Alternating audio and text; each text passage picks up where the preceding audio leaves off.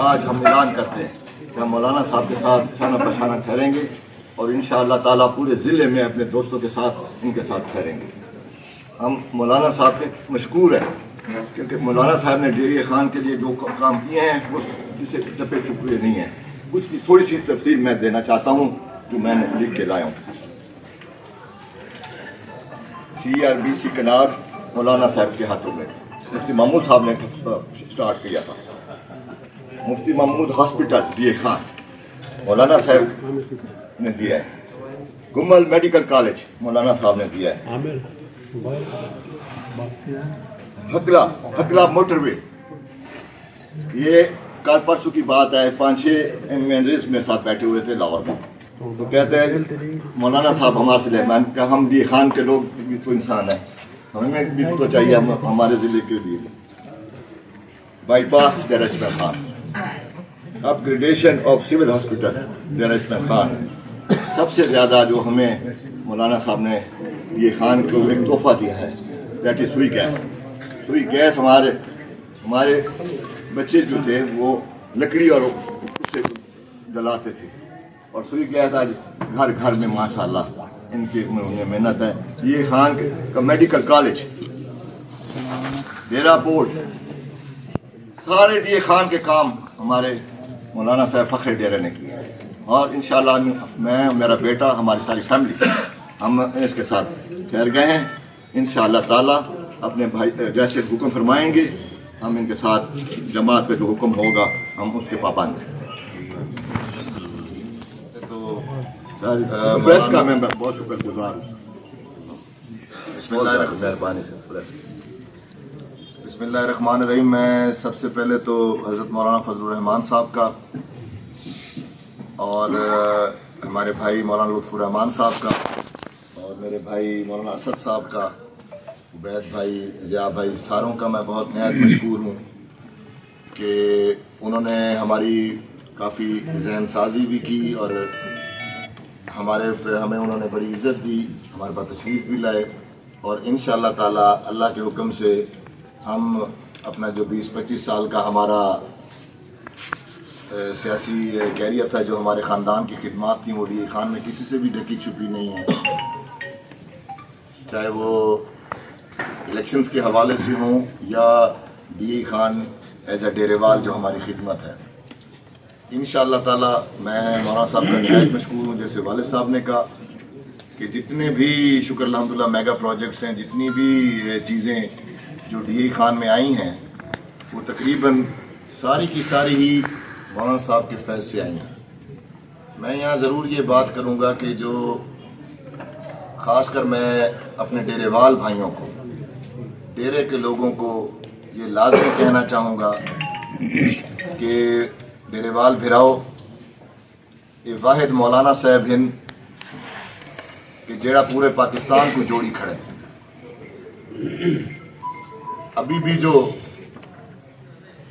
ہمارا یہ سارا سیٹ اپ ہوا ہے اس کے اندر شکر الحمدللہ ڈیرہ اسماعیل خان کو یہ اعزاز حاصل ہے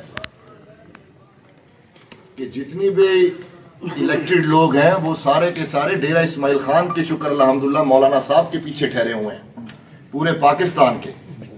انشاءاللہ تعالی ہم مولانا صاحب کے ساتھ انشاءاللہ تعالی شانہ بشانہ ہوں گے، اور انشاءاللہ ہمارے بزرگ ہیں انشاءاللہ تعالی اسد بھائی، ان کے ساتھ انشاءاللہ تعالی، اور ہماری کوشش یہ ہوگی کہ انشاءاللہ تعالی ہم ان کے ساتھ اپنے بال سفید کریں انشاءاللہ تعالی۔ ابتدا دن سے ہمارا ان کے ساتھ قائم ہے، اور آج یہ باضابطہ طور پر جمعیت علماء اسلام میں شمولیت کا اعلان کر رہے ہیں۔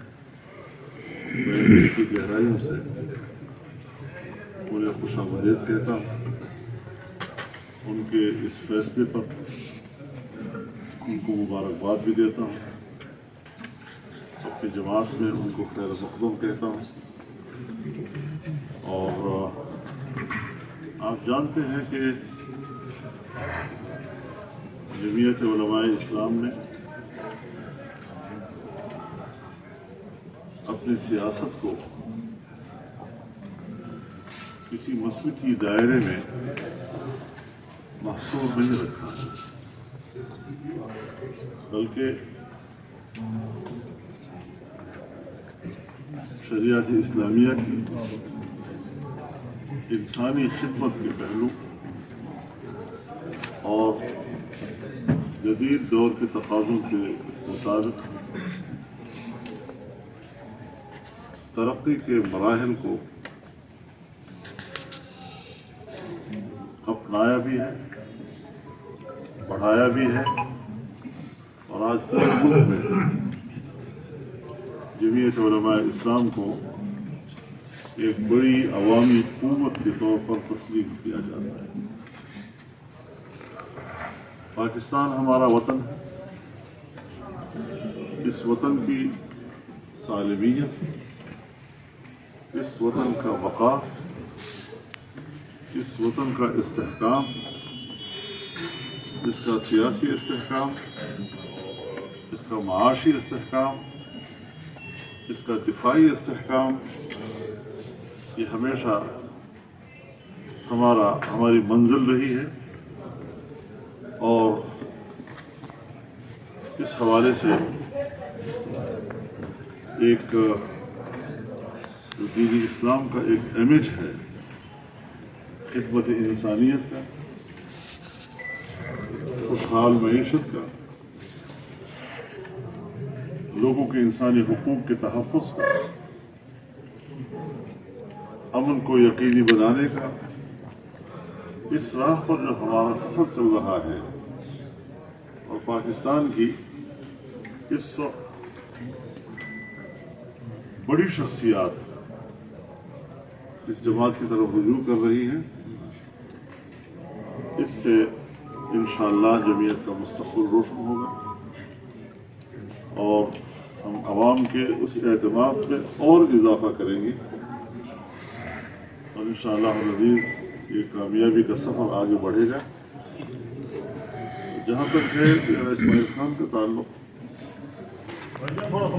اور ملک میں سیاسی عدم استحکام، ایک اضطراب کا ماحول، انریسٹ ملک میں پیدا کرنا، یہ اس کا ایجنڈا ہے، یہ لکھی چھپی بات نہیں رہی، اس میں تعمیر کی کوئی اہلیت نہیں، اور حماقت کے نتیجے میں تخریب آسان ہو جاتا ہے، اس تخریب کی طرف ان کی توجہ ہے، اس میں اسی کی دلچسپی ہے، کوئی ترقی، کوئی پل۔ میں یہ کہتا ہوں خان صاحب، آپ ہم پہ تنقید بعد میں کریں، اپنی کارکردگی پہلے بتائیں لوگوں، 3.5 سال کارکردگی بتاؤ، تمہاری کارکردگی ہے کیا؟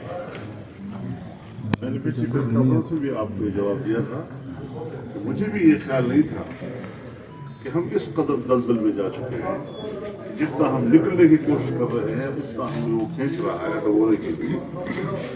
تو اس سارے صورتحال ایک بڑے چیلنج کے طور پر، اور اس میں بھی وہ مزید حکومت کے لیے مشکلات پیدا کرنے کی سوچ رہا ہے، لیکن انشاءاللہ العزیز ہم سمجھتے ہیں کہ ملک کا مستقبل روشن ہے، محنت کرنی پڑے گی، چیلنجز کا مقابلہ کرنا پڑے گا، بہتری کی طرف ہمیں آگے بڑھنا پڑے گا، اور اس ذہنیت کو ہمیں شکست دینی ہوگی جس ذہنیت دفاع کے ساتھ ہے، اور ایک لمحے میں 1.5 کروڑ جھوٹ جو ہے وہ دو پبلک کے پاس پہنچ جاتا ہے، تو ہمارا تو ایک سچ ہوتا ہے اور ایک ہی دفعہ پہنچتا ہے۔ تو اس میں یہ بات ذہن میں رکھیں کہ جو مقدمات انہوں نے بنائے تھے آپ نے خود ان کی زبانی سنا، مجھے تو پتا نہیں تھا، مجھے تو ISI کہتی تھی، اور میں پھر اس پر کارروائی کرتا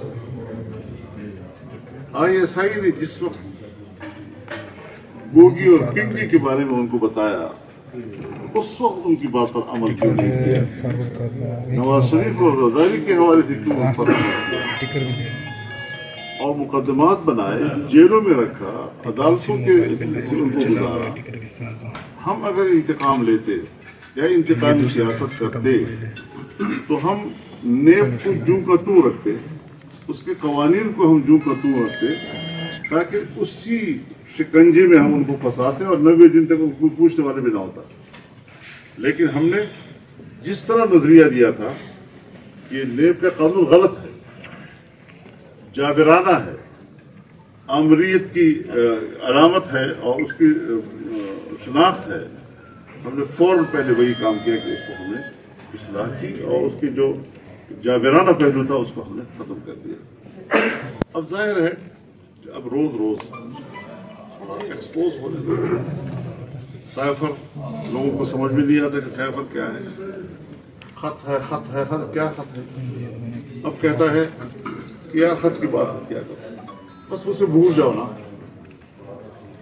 ختم ہو جاتی ہے. کیسی بھول جائے تھی؟ بڑی سازش امریکہ میں ہوئی. پھر امریکہ کے خلاف جیسے ہم اینٹی امریکن تصور کیے جاتے ہیں اور ہماری وہ نقالی کرتے ہوئے حقیقی آزادی اور امریکہ کے خلاف بات کرنے لگا اور پھر کہا میں امریکہ سے دوستی چاہتا ہوں. پھر امریکہ کے اندر اس نے جو لابیسٹ فورم ہائر کیا ہے وہ کیا ہے؟ وہی ہے کہ جس نے جو بائیڈن اور عمران خان کے ایجنڈے کو ایک کر دیا. وہ بھی سپیک کا مخالف ہے، میں نے کہا اس نے بھی اسی کو فریز کیا اور اس کو ناکام کیا. وہ بھی اسرائیل کو تسلیم کرنے کے لیے دباؤ جا رہا ہے، اس نے بھی اس کے لیے زمین ہموار کی. ہر چینل پر اس قسم کے لوگ آنے لگ گئے، یہاں تک کہ ہمیں میدان میں نکلنا پڑا. ہمیں ملین مارچ کرنا پڑا کراچی میں، اور اس میں ہم نے فلسطین کے علماء کو، وہاں ہم نے مسجد اقصیٰ کے خطیب کو، لبنان کے علماء کو اسکرین پر لا کر قوم سے مخاطب کرایا. میں نے اس کا جواب عربی تقریر میں دیا اور تب جا کر یہ گرد بیٹھی ہے. اس قسم کی سازشیں ملک میں لانا اور ایجنڈا ملک میں لانا، اور ہم نے جس طرح مقابلہ کیا ہے اس کا، تو عالمی استعمار کا مقابلہ کرنا.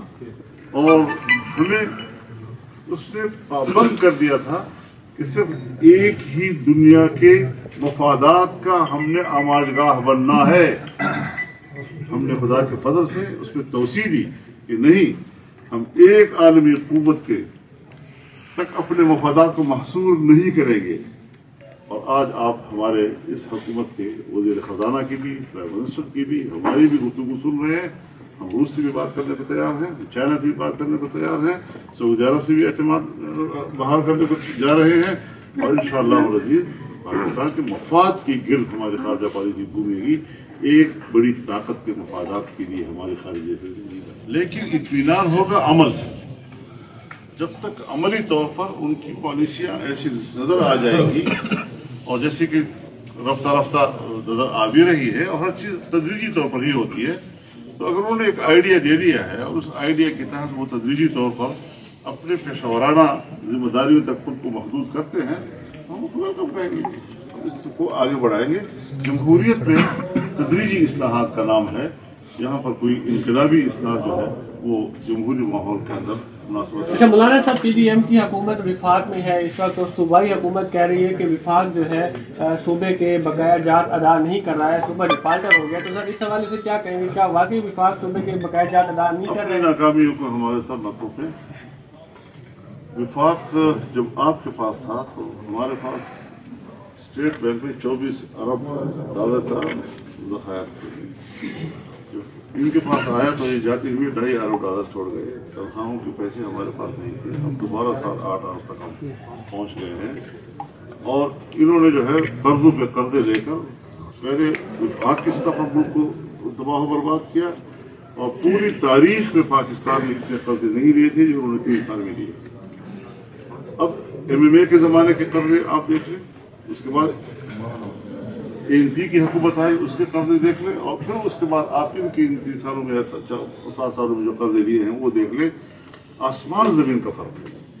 تو اس طرح ملک کو کنگال کرنا اور دوسروں کے اوپر تھوپنا، وہ سمجھے بات کہ آج بھی تمام ترقیاتی منصوبے جو آپ کے صوبے میں جا رہے ہیں اور میگا پروجیکٹ جا رہے ہیں، وہ آج بھی آپ کی وفاقی اخراجات سے ہو رہے ہیں، صوبائی اخراجات سے نہیں ہو رہے ہیں.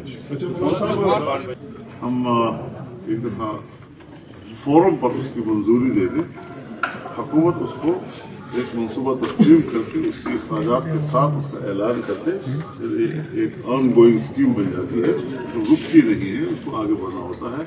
تو مشکلات ہر زمانے میں ہوتی ہیں.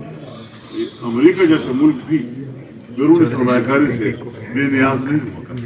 हमारे लिए भी मुश्किलात तो होंगी, लेकिन हमने हिम्मत की है, हमने पब्लिक को एक एतमाद दिलाने की कोशिश की है और इंशाल्लाह इस पर अमल होगा। ऐसा नहीं कि हमारी बात है। तो इसके बाद ये आइंदा इलेक्शन पर बुरे असरात मुरतब नहीं होंगे अगर आप लोग रिकवर न कर सके सूरत? देखिए हमारे पास 6 महीने हैं, 6 महीने में तो आपने देखा कि मुफ्ती साहब के पास 9 महीने थे। आप तो 1 साल की बात नहीं कर रहे कि 1 साल आगे भी बढ़ा सकते हैं। और 9 महीने में मुफ्ती साहब ने मनसूबों का आगाज किया, सड़कों की भराई की और हुकूमत खत्म हो गई।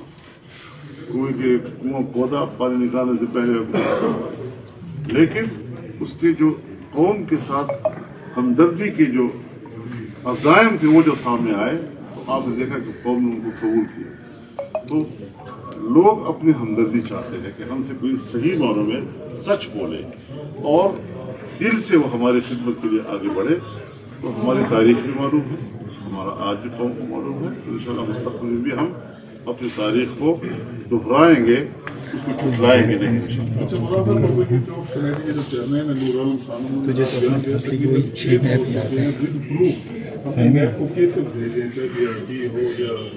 जो भी इसके हवाले से और उसके साथ साथ भाई उस पर मैं कोई एक्शन भी नहीं लेता। केस दे दिए कि भाई ये देखो ये इलेक्शन कमीशन का फैसला आ गया, ये तो थाने का आ गया, ये BRT का आ गया, ये मानव जबे का आ गया, बहुत सी चीजें। और आपके अपने जो पेशावर का म्यूजियम है उसके नवाजरात का मसला है। तो मौलाना साहब समी अली सही हमने देखी है सर। मौलाना साहब ये जो सूरत हाल हम अफगानिस्तान के हवाले से देखी, लेकिन एक जिम्मेदार मुमलकत के तौर पर पाकिस्तान एक अगले इक़दाम हैं जिसमें 2 यूनियन जो है वो अपने ताल्लुकात को बेहतर बना सके, क्योंकि अफगानिस्तान से हमारा एक तवील रिश्ता है, अंग्रेजों के ज़माने से। और पाकिस्तान बनने के बाद अफगानिस्तान में जो तालिबान की तंजीम थी, वाहिद तंजीम थी जिसको प्रो पाकिस्तानी कहा जाता है। आज वहाँ हमारा इस्लामी की हुकूमत कायम हो गई है तो कुछ नाखुशगवार चीज़ें यकीनन सामने आई हैं जिसको हमें संजीदगी से लेना होगा, बैठ कर उसके लिए हिकमत अमली तय करनी होगी और हमें वो जो 4 चीज़ें पाकिस्तान की ज़रूरत है उसको लिस्ट करना होगा, उनसे रब्ता करके उनसे मालूम करना होगा कि वो पाकिस्तान से क्या डिमांड रखते हैं। 2, 3, 4 उनकी भी होंगी, उनको हम मरबूत निज़ाम के जरिए से हल करने की तरफ जाएंगे। लिहाजा हम न कोई फौरी तौर पर जज्बाती रद्द-ए-अमल देना चाहते हैं, एक बड़े निचोड़ और एक बड़े जिम्मेदार किस्म के मुमलिकत के तौर पर हमारा इसमें किरदार होगा और होना चाहिए। और यकीनन हमारी इदारे जो है वो इस हवाले से राब्ते में भी हैं और इस हवाले से हसास भी हैं। हम पाकिस्तानी हैं और हमें पाकिस्तान के मफाद को सामने रखकर पड़ोसी मुल्क के साथ ताल्लुकात से तरफ आगे बढ़ना। मौलाना साहब और उसको बाकायदे भी हम करेंगे। और माजी की हुकूमतों की जो गैर मुतवाज़िन पॉलिसी माजी फतह मुझे रही है, इंशाल्लाह उसमें तवाज़ुन भी लाएंगे। और ये मेरा घर है, यहाँ के अवाम हमारे लोग हैं, वो हमारे शुरुआत को भी जानते हैं और आएंगे भी इंशाल्लाह इसका मुशाहिदा करेंगे। मौलाना साहब समी अली के इलेक्शन में आप टिकट थे और फिर ये क्योंकि माजी में इस तरह 2013 में भी आपने ऐलान जरूर किया था, इत्तेहाद बनाया था आपने, और फिर आप जमीयत छोड़ के या इत्तेहाद छोड़ के आप PTI को प्यारे हो गए। लेकिन जी 2013 के अंदर जैसे आप सब लोग मौजूद थे उस वक्त आपने अपने जिस तरह फरमाया है कि उस वक्त हमने इत्तेहाद किया था आज़ाद हैसियत के साथ, और शुक्र अल्हम्दुलिल्लाह कि उसका रिजल्ट भी सबके सामने आया था। और अभी इंशाअल्लाह ताला हमने बिल्कुल मेरे वालिद साहब जो कि खुद आप एक्स MPA रह चुके हैं, एक हल्के से दूसरे हल्के से भी रनर अप रह चुके हैं, 18-19 हज़ार वोट ले चुके हैं। 4 दफ़ा मैं खुद MPA हमारी फैमिली एक हल्के से रह चुकी है। इंशाअल्लाह ताला हम मौलाना साहब के साथ बिल्कुल गैर मशरूत तौर पे आए हैं, एज अ कारकुन आए हैं। अगर वो हमें कहेंगे किसी सीट पे इलेक्शन लड़ने का तो हम लड़ेंगे, जितनी भी कहेंगे, और अगर नहीं कहेंगे तो हम आराम से इंशाअल्लाह ताला जमीयत का झंडा उठा के उनके शाना बशाना होंगे। बात बुनियादी ये है कि पहले था हमारा लोकल इंतखाबी इत्तेहाद, अभी बाकायदा जमीयत में शामिल है। दाढ़ी भी रखेंगे माशाल्लाह। अच्छा, अस्सलामुअलैकुम वरहमतुल्लाहि वबरकातुहू। मेरे channel daily G10 news Pakistan के सब्सक्राइबर बेल के बटन को दबाएं। G10 ਨੂੰ ਜਨਾਬ ਸਬਸਕ੍ਰਾਈਬ ਕਰੋ, ਲਾਈਕ ਕਰੋ, ਸ਼ੇਅਰ ਕਰੋ ਜਨਾਬ। Thank you.